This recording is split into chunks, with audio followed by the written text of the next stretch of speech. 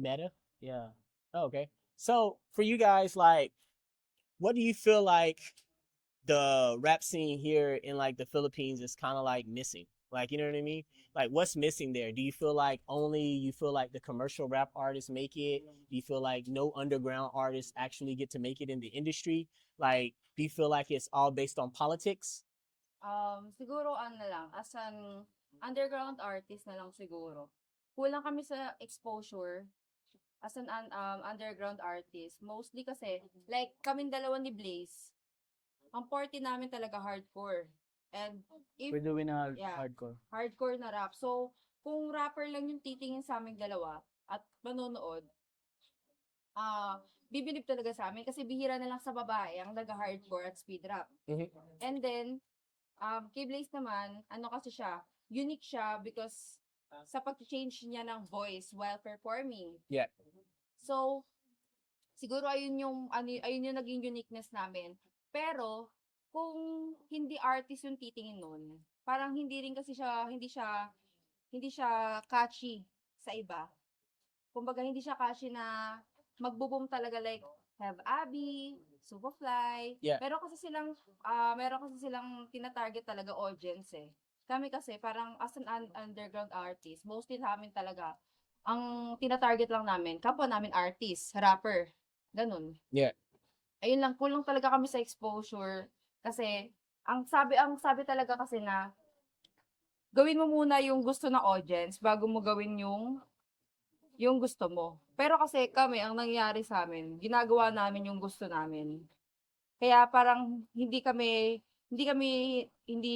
nag-aano agad yung mga kinakanta namin, hindi siya totally nagbo-boom. Pero once na na-perform namin siya sa live, naano siya, na na-hype ng mga audience, ng crowd. Yeah. So do you feel like that you guys are willing to kind of transition into like commercial to kind of make it to the next level? Or are you guys more like, hey bro, I'm gonna stick to my fucking guns and this is what I'm gonna do? Um, Flexible siya eh. Sa ganun eh. Kaya niya talaga kahit saan. Actually, Blaze can sing, beatbox, speed rap, etc.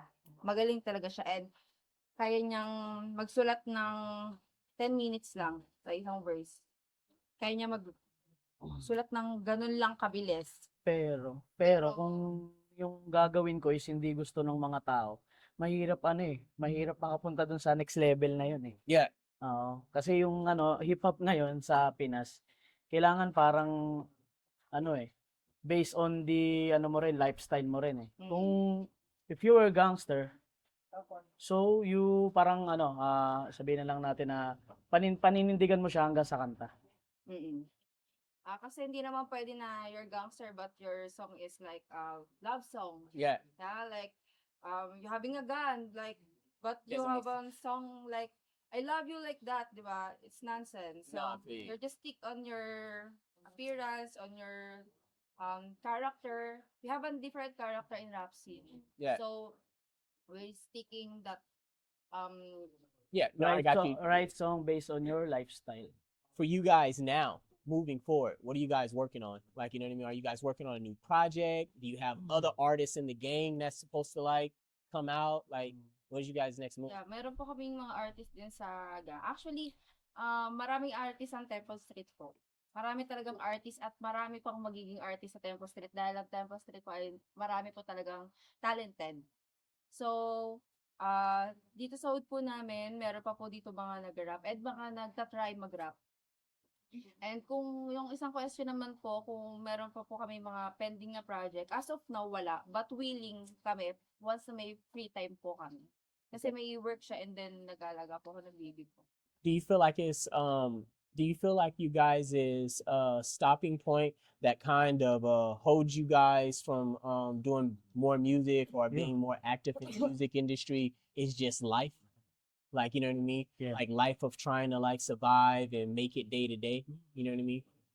We don't have a ano eh, we don't have a equipment Hmm. like mic. We don't have a recording studio. Recording studio nagre-rate siya ng ano ngayon ng 800 plus. peso. Eh, hirap kaming ma-afford yun eh. Lalo Per na hour? may... No. No. That's Full all song. full song. Yeah. Not that bad. But that's a local song. Okay. Yeah. Ngayon kasi siguro, ang magagawa na lang muna namin is, yun nga, para kasi kaming kumakapapa kami ngayon kung saan kami dadalhin ulit ng pagharap, kung we don't know, in short, we don't know what happened. Kinakapapa namin talaga kung saan kami dadalhin ng rap scene, kasi mas maganda yung wala kang plano. Wala kang plano, hayaan mo yung rap kung saan kanya dalhin. Kung saan ka mapadpad. So, ngayon talaga, wala talaga kaming alam kung may magkakaroon kami na bigla ang malaking project. Kasi nung pregnant pa ako, marami nag-PPM na like, sama sa music video, project. Pero, dahil nga kakapanganak ko pa lang, sabi nila na magpahinga muna, ganyan-ganyan. Pero matigas ulo ko, kaya nag-event ako kahapon eh. Ayun. So, Nakakapagpatigil daw ng nakakapagpahinto ng yun nga, parang kasi, struggling natin. Di pa talaga namin totally alam. Bahala na siguro kung anong mangyari sa rap scene, kung saan kami dalhin. Kasi, ayun din yung ginawa natin dati, di ba? Inahayaan lang namin kung saan kami madala, kung gaano kalayo. Minsan, kinakapos pa kami sa pamasahe sa transpo.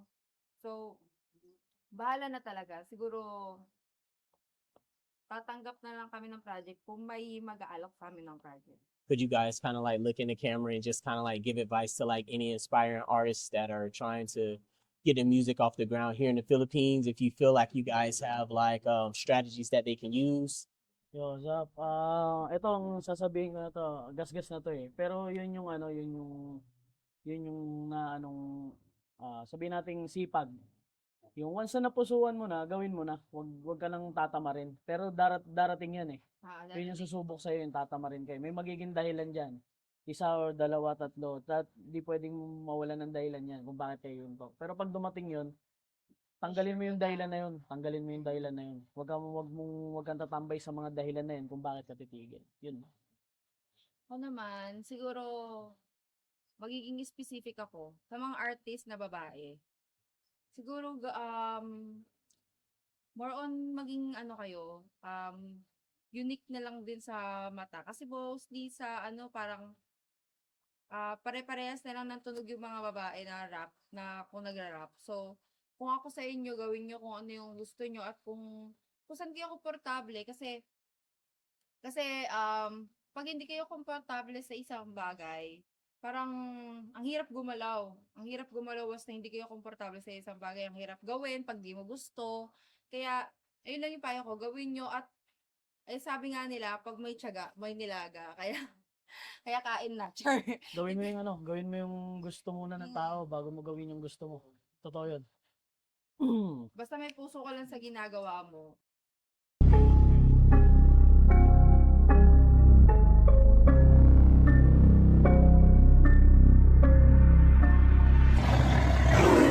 Sige, simulan na natin para di naman masyadong halatang alanganin. Pwede ko ba nabasahin tong lirik ko na pinipilit yung hiyain? Sabi kayo kain, baw dumain, baw tusok dumidiin. Commander at least di madadaig, matatalim, baw pantig. Masusing pinasok para pintuan sa amin bumukas. Kayong mga ungas nagmamataas, di naman na lumalakas. Lumalalakas o luma ka na, walang makain at walang makana. Paano kasi utak na lang ka, hindi rin naman ako nagtataka. Binabalaan ko naman na kayo, sabi ni bitawan mga barako. Lalayagin, Atlantiko, sama mo na, Pasipiko. Di mo masukat ang lawak ko, marami laman kahit malawak to. Ang masasabi, wag na ako, nag-init din agad, nagliliyag ko. Sinuulot at pinulot ko, metong kakilabot, kinalikot, bawat puntong aralin aking di na napupulot. Dulot dugmok na sakit, bawat ko na pinahatid. Di lang maipapadlit, linya tinipid, dibidin. Pag sinabi ko luhod, lati sumunod sa akin ay lumingaw. Sa rin na ito mag-bombles, kumadera, malataan, dara, mabilis mga sertong patara tandem. Mula rider in tandem, combinating na system. Perfectong mga item, you will not be given a problem. Now, we feeling chilling like a villain. Pagkatapos sa lupa kita na ididipin. Wala akong pakikahit anong sipin, magdasal ka man na apat na punaman namin. SDEP, shine bright, and I am the zoo. I'll be so fly, so sweet, and finna have me stay cool. Take it easy, you wanna be me, bitch. Bilis pa umamaliit nyo, pangungot yan. at komento. Hanggang sa nagsanga na nga ang mga sungay sinyales sa mga ngitigo. Tinubok ang pinakasentro, kamalayan ang ibinala ko sa teksto. Ito na ako ngayon nang umupara sa mga naligaw at nakinig sa maling turo. Ito ba yaking kabisado, mag-isa kong tinaw, hindi na ako nakisalo. Sa paligsakan ng sining, matagal na ako nangako. Tila pagtatapikin ang mga notang nasa mga balito ko.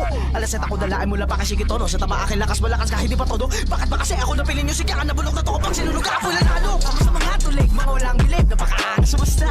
Pero bigla ako sa bibig, kagulan ang liig. Nung ako na nakasampa, balabasin ka di lang ngayon nasa itaas. Yung dati di makita, di bala nangina, di pa dinamita. Pero basta pugo para ka di dinamita lang igit.